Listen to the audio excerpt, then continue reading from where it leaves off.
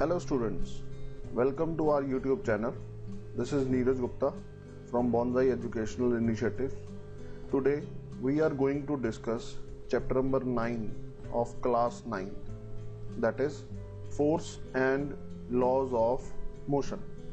In this video we are going to discuss what is force, then what are balanced and unbalanced forces, then what are effects of unbalanced force.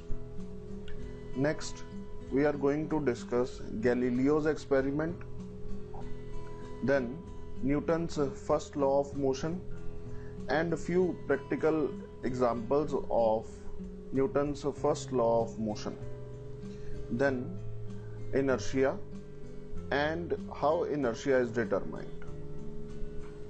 So students, if you like this video, please like, share and subscribe, and don't forget to press the bell icon. Let us start. As the name of the chapter suggests, force and laws of motion. Students, there are two parts of this chapter. One is force, another is laws of motion. Force that you have discussed in your previous class in class 8th. There was a chapter by the name force and pressure. In that chapter you have studied force in detail, right? So let us revise that chapter here. उस chapter में हमने discuss किया था what is force. तो force is basically push और पुल. Push और पुल से हमारा क्या मतलब है?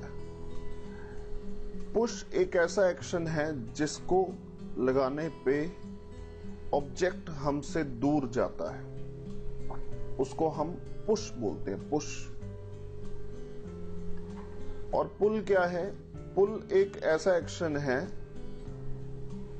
when applied the object moves closer to you. जब हमारे पास आएगा, फॉर एग्जाम्पल आप इसको करके देख सकते हैं. पेन आपके हाथ में होगा. पेन को यदि आप कोई एक ऐसा एक्शन करते हैं जिससे पेन आपसे दूर चला जाता है तो हम उसको पुश बोलते हैं. और यदि आप कोई ऐसा एक्शन करते हैं जिससे जो पेन है वो आपके पास आ जाए तो हम उसको पुल बोलते हैं. फॉर एग्जाम्पल यहां पे दो एग्जाम्पल्स बहुत अच्छी दी हुई हैं. एक एग्जाम्पल ये, ट्रॉली. ट्रॉली इस बच्चे से दूर जा रही है. नो डाउट ये बच्चा भी इसके साथ जा रहा है, लेकिन ट्रॉली इस बच्चे के पास नहीं आ रही, रादर इस बच्चे से दूर जा रही है. तो we can say he is pushing the trolley. जब आप इस ड्रॉर को खोलेंगे तो ये ड्रॉर आपकी तरफ आएगा, तो हम कहते हैं ड्रॉर को पुल कर रहे हैं. हॉकी स्टिक्स, अगर हॉकी स्टिक से इस बॉल को मारेंगे ये बॉल आपसे दूर चली जाएगी तो हम कहेंगे पुश है. तो यहां से डेफिनेशन हम निकाल सकते हैं what is force. It is push और पुल. स्टूडेंट्स, ऐसा यूनिट ऑफ फोर्स क्या है? तो it is named after the scientists name, that is Newton. तो जब पूरा न्यूटन लिखना है तो स्मॉल एन से शुरू करेंगे और इसका सिंबल कैपिटल एन होगा. Force is vector quantity. What do you mean by vector quantity? That means it has both magnitude and direction. तो इसके पास दोनों होते हैं, जिसकी वजह से it is a vector quantity. तो स्टूडेंट्स, इन 8th क्लास हमने डिस्कस किया था इफेक्ट्स ऑफ फोर्सेस. तो यहां पे हम फोर्स के इफेक्ट्स देख सकते हैं. Force can be used to change the magnitude of the velocity of an object. That means force can move a body which was at rest. Force can increase the speed of the object. Force can decrease the speed of the object. Force can bring an object to rest. मतलब rest वाली object को motion में लेके आ सकता है force, जो already motion में है उसकी स्पीड को फास्ट कर सकता है, जो मोशन में है उसकी स्पीड को कम कर सकता है, जो मोशन में है उसको रोक सकता है। उसके अलावा force can change the direction of the motion. फिर force can change the shape and the size of the object. जैसे कि यहां पे आपने देखा होगा, ये स्प्रिंग का एग्जांपल है। अगर हम दोनों तरफ से पकड़ के फोर्स लगा दें तो स्प्रिंग की शेप चेंज हो जाएगी, राइट। और यहां पे अगर हम देखें बॉल को, अगर जैसे बैलून को भी सपोज आप दोनों तरफ से पकड़ के पुश करते हैं तो उसकी शेप चेंज हो जाती है, right. This is what you call effect of force. अब हम डिस्कस करते हैं बैलेंस्ड और अनबैलेंस्ड फोर्सेस के बारे में। ये भी हमने डिस्कस किया था, हम इसको फटाफट से रिवाइज कर लेते हैं। बैलेंस्ड फोर्सेस कौन सी होती हैं? जब एक ऑब्जेक्ट पे दो फोर्सेस लग रही हों और दोनों फोर्सेस सेम डायरेक्शन में लग रही हों, तो जो नेट फोर्स होती है that is F1 plus F2 and it can not be zero. On the other hand, अगर एक ऑब्जेक्ट पे दो फोर्सेस लग रही हों, दोनों ऑपोजिट डायरेक्शन में लग रही हों और F1 और F2 भी इक्वल है, तो नेट फोर्स यहां पे क्या हो जाएगी? तो F1 माइनस F2 और F2 minus F1 it will be zero. तो इस तरह के सेट ऑफ फोर्सेस को हम बैलेंस्ड फोर्सेस बोलते हैं। बैलेंस्ड फोर्सेस जिसमें नेट फोर्स जीरो हो जाती है। इस तरह में हम अनबैलेंस्ड फोर्सेस बोलते हैं, जहां पे नेट फोर्स जीरो नहीं होती। तो यहां पे हमारे पास एक एग्जांपल दी गई है बैलेंस्ड और अनबैलेंस्ड फोर्सेस को समझाने के लिए। अगर आप इस एग्जांपल में ध्यान से देखेंगे तो यहां पे रफ फ्लोर दिया गया है। रफ फ्लोर, रफ फ्लोर यदि दिया गया है तो 8th क्लास में ही हमने चैप्टर करा था फोर्स एंड प्रेशर, और उससे नेक्स्ट जो चैप्टर था दैट वाज फ्रिक्शन। तो friction is a force which comes into play when an object moves on a horizontal surface. When an object moves, जब कोई ऑब्जेक्ट मूव करेगा तो फ्रिक्शन लगती है। तो ये जो एरो है ये फ्रिक्शन, फोर्स ऑफ फ्रिक्शन का एरो है। ये ऑपोजिट डायरेक्शन में ये फ्रिक्शन लग रही है। ओके, तो there are 3 situations, situation number A, situation number B and situation number सी।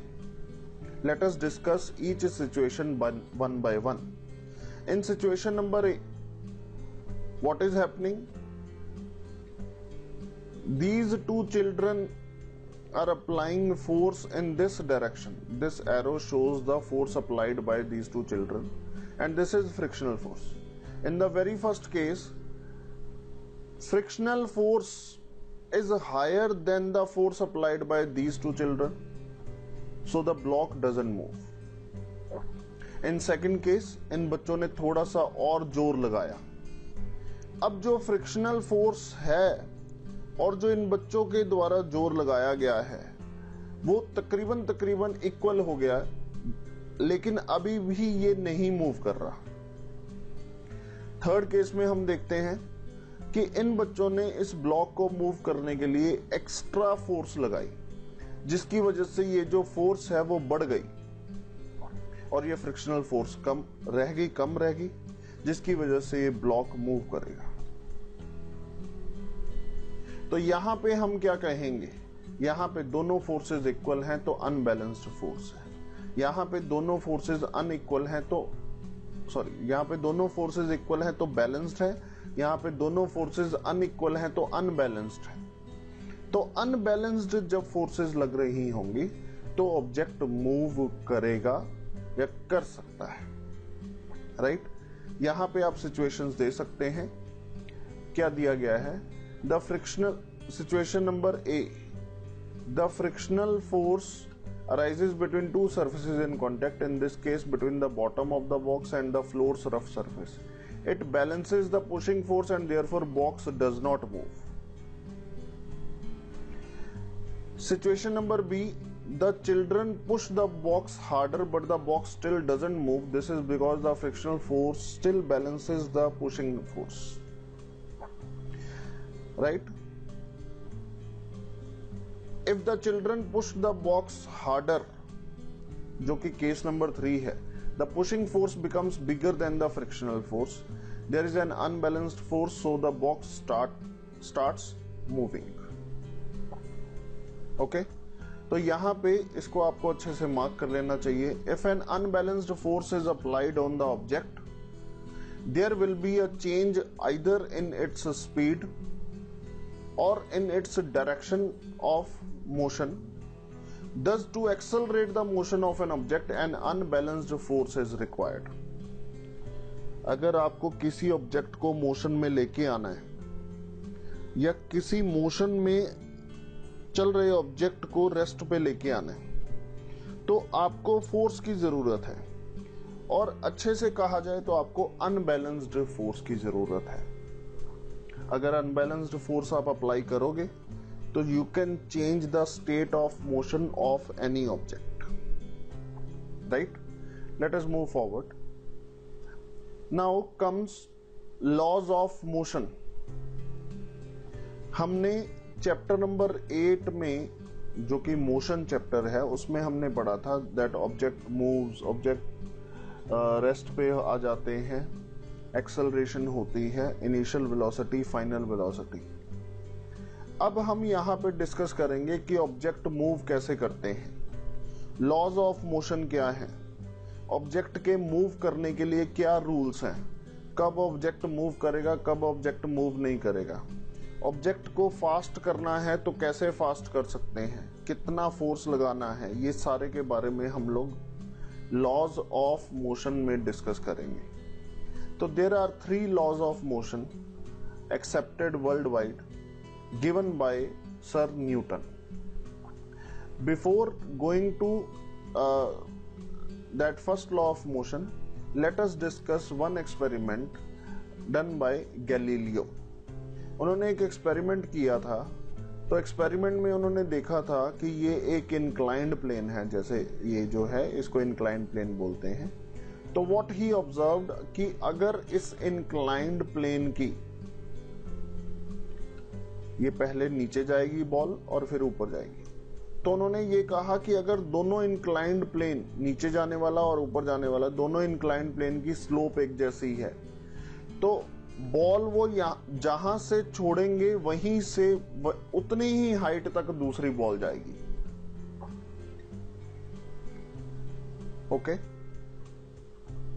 अगर इंक्लाइंड प्लेन की स्लोप थोड़ी सी कम है, जैसे कि ये ब्लू वाला दिखाया गया है, तो ये ऑब्जेक्ट जिस हाइट पे है ये भी उसी हाइट पे ही पहुंचेगा, लेकिन it has to travel longer distance. आप यहां से ब्लैक यहां तक जो लेंथ है और ये ब्लू वाले की जो लेंथ है वो ज्यादा है, लेकिन इसको हाइट उसी तक आना है.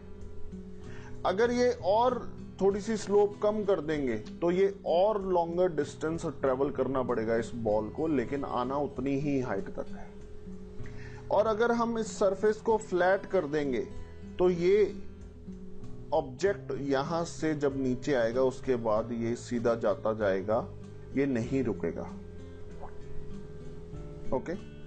लेकिन इसके लिए एक सिचुएशन मानी गई है कि फ्रिक्शनलेस सरफेस है सारे, frictionless surface, which is not possible in actual life, but we can consider frictionless surface. तो गैलीलियो जी का जो एक्सपेरिमेंट था वो फ्रिक्शनलेस सरफेस पे था, यानी कि कोई ऑपोजिट फोर्स नहीं अप्लाई होगी, किसी तरह का कोई भी फ्रिक्शन नहीं होगा. राइट? तो ये तीन बातें इन्होंने बताई थी, तो ये 3 बातें यहां पे डिस्कस की हुई हैं. इन्हीं की इन 3 बातों को डिस्कस करने के बाद न्यूटन ने 3 लॉज ऑफ मोशन निकाले थे. The very first law of motion is an object remains in a state of rest. इसका मतलब यदि कोई ऑब्जेक्ट रेस्ट पे है और ऑफ यूनिफॉर्म मोशन, या वो यूनिफॉर्म मोशन में है in a straight line unless compelled to change that state by an applied force. That means अगर कोई ऑब्जेक्ट रेस्ट पे है तो वो रेस्ट पे ही रहना चाहेगा। अगर कोई ऑब्जेक्ट मोशन में है तो वो मोशन में ही रहना चाहेगा। कब तक? जब तक उसको रोका ना जाए, जब तक उस पे अनबैलेंस्ड फोर्स ना लगाई जाए। अगर हम इस लॉ को सच मान लेते हैं, जो कि ट्रूली है भी है, तो इस लॉ के अकॉर्डिंग ये है कि अगर हम साइकिल में पैडल एक बार मार दें तो साइकिल रुकेगा नहीं। लेकिन गाइस, एक्चुअल में तो साइकिल रुक जाता है। तो उसका कारण क्या होगा साइकिल के रुकने का? इस लॉ के अकॉर्डिंग तो साइकिल रुकना ही नहीं चाहिए, क्योंकि अनबैलेंस्ड फोर्स नहीं लग रही। लेकिन प्रैक्टिकली साइकिल रुक जाएगा। तो साइकिल इसलिए रुक जाता है क्योंकि वहां पे हिडन अनबैलेंस्ड फोर्स लग रही होती है। तो आप बता सकते हैं वो कौन सी फोर्स है जो हिडन है और अनबैलेंस्ड फोर्स है? तो आंसर इज फ्रिक्शनल फोर्स। हमारे साइकिल के टायर्स और रोड के बीच में फ्रिक्शनल फोर्स होती है, जिस फ्रिक्शनल फोर्स की वजह से हमारा जो ऑब्जेक्ट है वो रुक जाता है। अगर हमारे पास ऐसा सरफेस हो जहां पे फ्रिक्शन बिल्कुल भी नहीं है, जैसा कि गैलीलियो ने माना था, तो आई कैन गारंटी कि आपका साइकिल नहीं रुकेगा। तो फर्स्ट लॉ ऑफ मोशन ये कहता है कि अगर कोई ऑब्जेक्ट रेस्ट पे है तो वो रेस्ट पे रहना चाहेगा, और अगर कोई ऑब्जेक्ट मोशन में है तो वो मोशन में रहना चाहेगा until unless an unbalanced force is applied। ये जो सिचुएशन है ये फ्रिक्शनलेस सरफेसेस के लिए है, फ्रिक्शन इसमें इन्वॉल्व नहीं है। ओके, अब ये फर्स्ट लॉ ऑफ मोशन को एक और नाम दिया जाता है, that is law of inertia. Law of inertia. अब ये इनर्शिया क्या होता है? इनर्शिया का मतलब होता है मैं ना मानू। That means the tendency of an object to resist the change. वो अपने अंदर चेंज ना लेके आना, उसको इनर्शिया बोलते हैं, राइट? तो फर्स्ट लॉ ऑफ मोशन में भी यही कहता है कि अगर मैं रेस्ट पे हूं तो मैं रेस्ट पे रहना चाहता हूं, अगर मैं मोशन में हूं तो मैं मोशन में रहना चाहता हूं। तो इनर्शिया भी यही है कि ऑब्जेक्ट अपनी स्थिति को चेंज नहीं करना चाहता, तो इसलिए फर्स्ट लॉ ऑफ मोशन को लॉ ऑफ इनर्शिया भी कह दिया जाता है, right? So these two questions, first law of motion की definition और why first law of motion is also known as law of inertia, these two questions are very important for your exam point of view. What is inertia? यहाँ पे मैंने definition दे दी है, the tendency of an object to resist the change in its state is called inertia.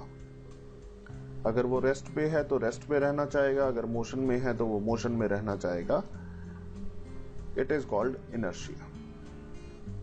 अब इसके base पे कुछ हमारे पास practical examples हैं जो हम डेली लाइफ में देखते हैं, ऑब्जर्व करते हैं, पार्ट है उन्हीं एग्जांपल्स का, वो यहाँ पे डिस्कस करते हैं। पहली एग्जांपल तो स्टूडेंट्स बहुत इंटरेस्टिंग सी एग्जांपल है। आप स्कूल जाते हैं, स्कूल वैन में जाते हैं, तो वहां पे आप देख रहे होंगे कि दो एग्जांपल्स मैं यहाँ पे डिस्कस करूंगा स्कूल वैन से रिलेटेड।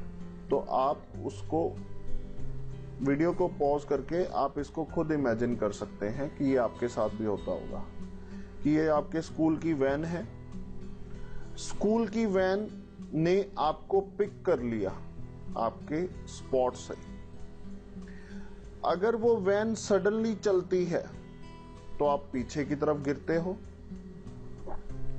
लेकिन वही वैन आपको पिक करने के बाद आपका जो फ्रेंड है उसके स्पॉट से उसको पिक करने गई है। तो चल रही वैन जब अचानक से रुकती है, स्टॉप्स अचानक से, तो आप आगे की ओर गिरते हो। ये दो ऑब्जर्वेशंस होनी चाहिए, ये आपको आप एक्सपीरियंस किए हुए हो बहुत बार, राइट। तो इसका कारण क्या है वो हम यहां पे देखेंगे। पहले हम समझ लेते हैं क्या इसका कारण है, फिर इसको मार्क भी कर लेते हैं। वाली सिचुएशन डिस्कस कर लेते हैं। स्टॉप्स में आप मोशन में हैं, आप बस में बैठे हुए हैं, बस इज इन मोशन, तो आप भी उसके साथ मोशन में हैं। जैसे ही बस ने ब्रेक लगाई तो बस का लोअर हिस्सा, मतलब आपका लोअर हिस्सा जो कि बस की सीट के साथ अटैच्ड है, वो स्टॉप हो जाएगा, लेकिन upper part tends to remain in motion due to inertia of motion. तो अपर पार्ट आगे निकल जाएगा, लोअर पार्ट वहीं पे रह जाएगा, इसीलिए आप फॉरवर्ड की तरफ गिरते हो। We tend to remain, ये यहाँ पे इसका आंसर है, we tend to remain at rest with respect to the seat until the driver applies a braking force to stop the motor car. With the application of brakes, the car slows down, but our body tends to continue in the same state of motion because of its inertia. So we tend to fall forward. इसी question के साथ मिलता हुआ एक और question है, Why seat belts are necessary while driving? तो आप ये इमेजिन कर सकते हैं, जब हम आगे की तरफ गिरेंगे, तो अगर हम छोटी गाड़ी में हैं, आप गाड़ी ड्राइव कर रहे हैं और आप आगे की तरफ अचानक से गिरेंगे, तो आपकी रिब्स स्टीयरिंग व्हील पे या डैशबोर्ड पे टकराने का खतरा हो सकता है। This might cause damage to your body, so we must wear seat belt. तो इसी कॉन्सेप्ट पे दो क्वेश्चंस आते हैं। एक क्वेश्चन ग्रीन वाला मैंने लिखा है, उसका आंसर यहां तक है, ग्रीन तक। एक क्वेश्चन ब्लू वाला मैंने लिखा है, उसका क्वेश्चन यहीं से शुरू होके नेक्स्ट पेज तक जाता है, वो मैं आपको दिखा देता हूं। जहां पे ये ब्लू मार्क्ड है, यहां तक सीट बेल्ट वाले क्वेश्चन का आंसर आएगा। ओके स्टूडेंट्स, आई होप आपको ये पॉइंट समझ आ गया होगा।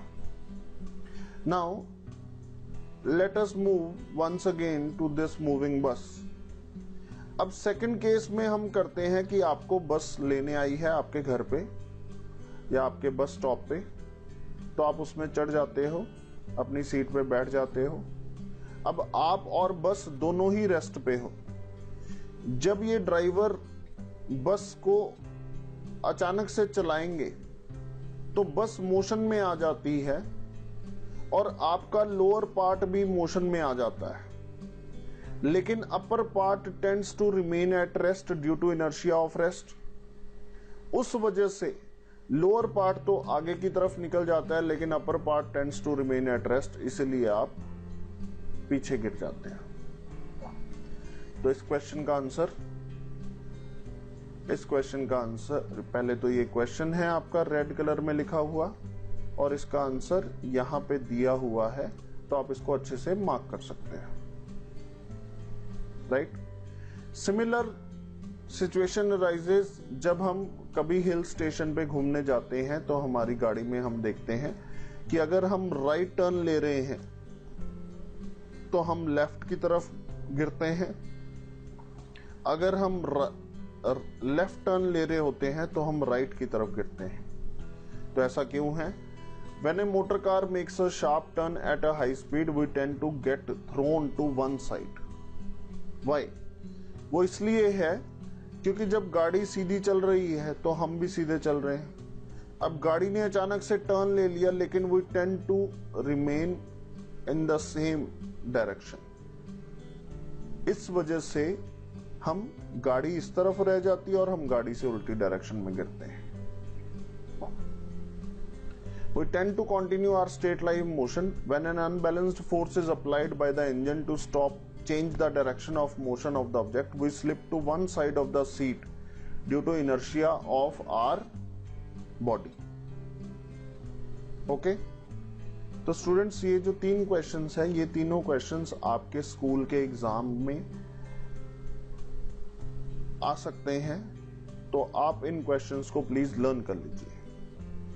नेक्स्ट यहाँ पे एक्टिविटी के बेस पे भी कुछ क्वेश्चंस हैं। ये एक्टिविटी है कोविड-19 की वजह से जो लॉकडाउन हुआ है, उस लॉकडाउन में बच्चों ने कई सारी गेम्स, बच्चों ने भी, यंगस्टर्स ने भी, एज्ड पीपल ने भी कई सारी गेम्स खेली थी।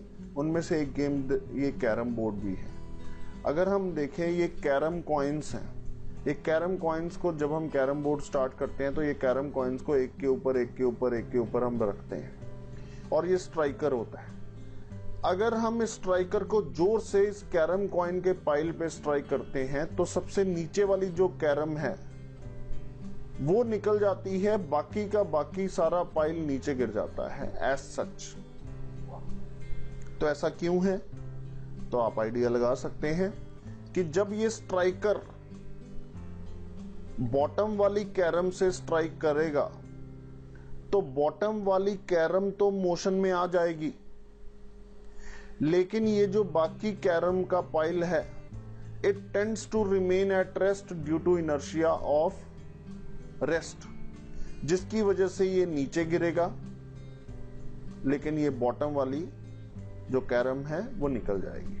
तो मैंने यहां पे दिया है, when we hit bottom carrom coin with striker, coin comes into motion, bottom carrom coin comes into motion, while other carom coins tend to remain at rest due to inertia of rest.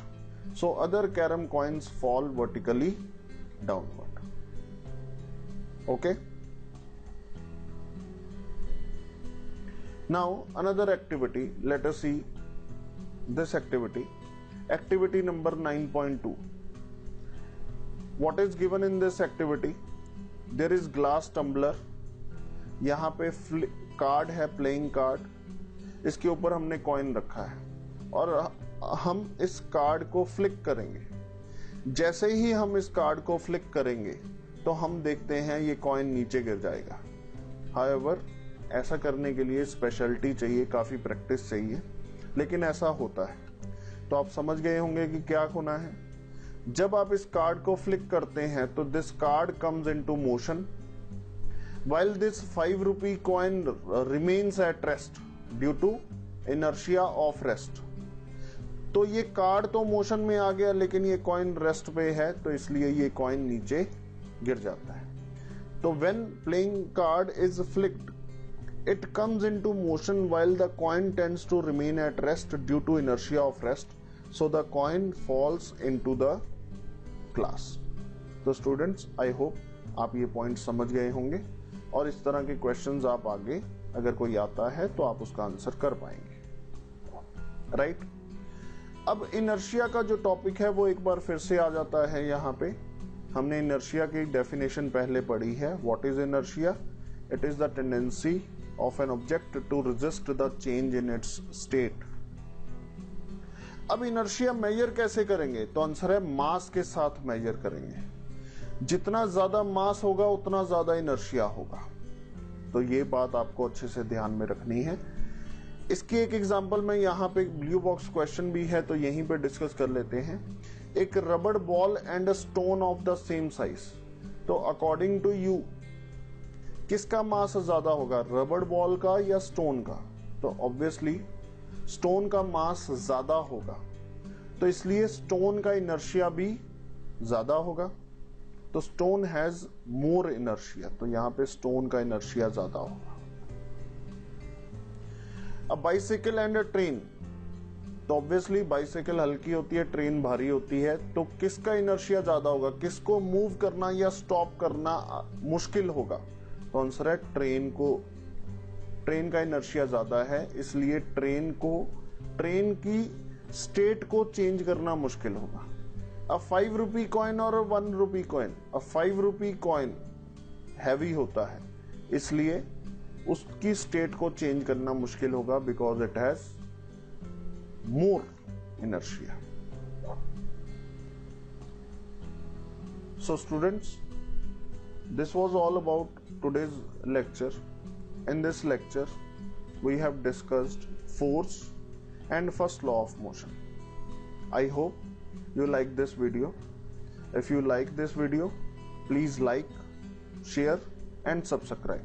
And don't forget to press the bell icon. Bye bye. Take care.